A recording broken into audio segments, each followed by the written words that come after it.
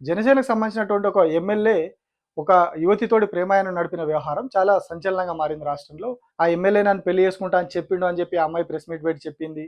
ఆయన కూడా కొన్ని రీజన్స్ చెప్పుకున్నాడు. అది కేసు అయింది. వ్యవహారం నడుస్తా ఉన్నది. సో ఇప్పుడు దీనికి రిలేటెడ్‌గా జాతీయ స్థాయిలో ఒక కీలకమైన అప్డేట్ జరిగింది. భారత సుప్రీం కోర్ట్ ఒక సంచలనమైనటువంటి కామెంట్ చేసింది. ఆ కామెంట్‌కు ఏపీలో జరిగినటువంటి ఇన్సిడెంట్‌కి సంబంధం ఉన్నది. అదొక్కటే కాదు, ఇట్లాంటి చాలా సంఘటనలు జరుగుతా ఉన్నాయి ఈ మధ్య కాలంలో. ఏదైతే పెళ్లి చేసుకోకుండానే ఫిజికల్‌గా కలుస్తా ఉన్నారు. పెళ్ళికి ముందే కలుస్తా ఉన్నారు. పెళ్లి చేసుకుంటామనే హామీతోటి ఇద్దరు శారీరకంగా ఒకటైతా ఉన్నారు. ఇట్లాంటి కేసులు చాలా వస్తా ఉన్నాయి ఈ మధ్య కాలంలో. సో దీని మీద సుప్రీం కోర్ట్ చాలా కీలకమైన కామెంట్ చేసింది. ఇప్పటివరకు ఇందులో కేవలం పురుషుల తప్పు మాత్రమే ఉన్నది. పురుషులనే నిందిస్తా ఉన్నారు. వాళ్ళ వైపే వాళ్ళ మీదనే కేసులు పెట్టేస్తా ఉన్నారని ఒక వాదన జరుగుతా ఉంది. కానీ సుప్రీం కోర్టులో జరిగినటువంటి వాదనల్లో జస్టిస్ నాగరత్న చాలా కీలకమైనటువంటి వ్యాఖ్యలు చేసిర్రు ఇందులో. ఒక వ్యక్తికి ఆల్రెడీ పెళ్ళైతది. ఆ తర్వాత ఇంకొక పెళ్లి చేసుకుంటాడు. ఆ 2 పెళ్ళిళ్ళ తర్వాత కూడా ఇంకొక యువతిని పెళ్లి చేసుకుంటా అని చెప్పేసి ఆమెతో ప్రేమాయణం నడుపుతాడు. బిజినెస్ ట్రిప్‌లు అని చెప్పేసి దుబాయ్ తీసుకెళ్ళి అక్కడ వాళ్ళిద్దరు కూడా శారీరకంగా కలుస్తారు. కలిసిన తర్వాత కొద్ది రోజులకి ఆ యువతికి తెలుస్తది ఆయనకు ఆల్రెడీ 2 పెళ్ళిళ్ళు అయినాయి అని చెప్పి. సో దీని మీద ఆమె కేసేస్తది. ఆ కేసు విషయానికి సంబంధించి ఆ కేసులో ఎవరైతే అక్యూజ్డ్ ఉన్నాడో ఆ వ్యక్తి బెయిల్ కోసం సుప్రీం కోర్ట్ దాకా వస్తాడు.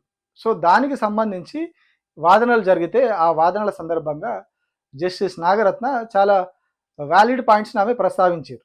సో ఇందులో కేవలం ఒక పురుషులదే తప్పు, ఒక స్త్రీలదే తప్పు అన్నట్టు కాకుండా పెళ్లి అవ్వకముందు పురుషుడు వేరే, స్త్రీ వేరే, ఎవరో వీరిద్దరు అన్నోన్ పర్సన్స్, స్ట్రేంజర్స్ ఇద్దరు, ఒకరికొకరికి అసలు సంబంధం లేదు.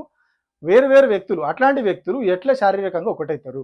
అసలు పరిచయమే లేని వ్యక్తులు ఎట్లా మీరు కేవలం పెళ్లి చేసుకుంటామని ఒక మాట ఇవ్వడం ద్వారా, మాట చెప్పడం ద్వారా ఎట్లా కలుస్తారో అది కరెక్ట్ పద్ధతి కాదు కదా. అట్లాగే ఎవరైతే ఆ యువతి కేసేసిన యువతి ఉన్నదో ఆమెను కూడా మందలించింది కోర్టు. అసలు నీకు ఆయన జస్ట్ పెళ్లి చేసుకుంటా అని చెప్పడం ద్వారా నువ్వు ఎందుకు ఆయనతో దుబాయ్ వెళ్ళినావు?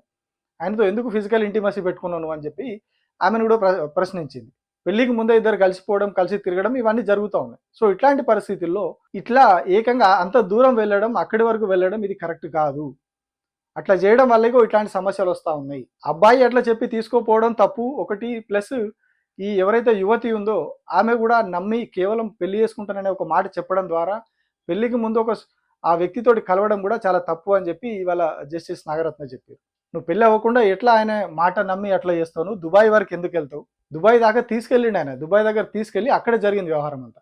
సో అట్లాంటప్పుడు ఎట్లా నువ్వు అట్లా అంత దూరం వెళ్తావు ఆయన కోసం అని చెప్పేసి బాధితురాలని కూడా క్వశ్చన్ చేసింది. అంటే ఇద్దరు కూడా ఇందులో స్త్రీ పురుషులు ఇద్దరిది కూడా తప్పు ఉంది. వాళ్ళిద్దరూ అంగీకారంతో జరిగి మళ్ళీ చివరిలో ఇట్లాంటి వ్యవహారం జరిగినప్పుడు, తేడా జరిగినప్పుడు సుప్రీంకోర్టు వరకు వెళ్ళి సుప్రీంకోర్టుకి ఇట్లా చివాట్లు పెట్టి పంపించింది ఇద్దరిని కూడా.